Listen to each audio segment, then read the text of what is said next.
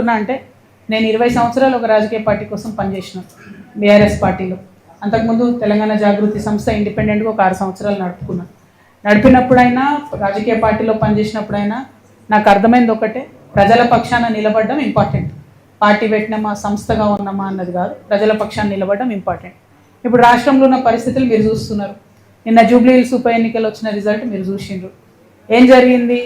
మొత్తం ఊర్లలో ప్రతి చోట ఎక్కడ పోతున్నా కాంగ్రెస్కి వ్యతిరేకత ఉన్నది, అది మీకు కూడా తెలుసు.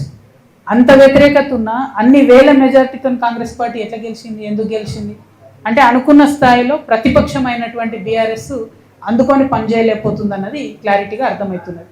అక్కడ వాళ్ళు సోషల్ మీడియాలో ఉద్యమాలు చేస్తున్నారు తప్పితే కిందకు వచ్చి ఎటువంటి ఉద్యమాలు చేస్తలేరు.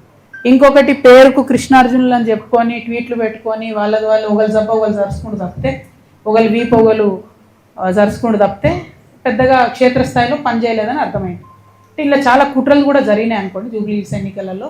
అవి సమయం సందర్భం వస్తే తప్పకుండా అవి కూడా చెప్తాం.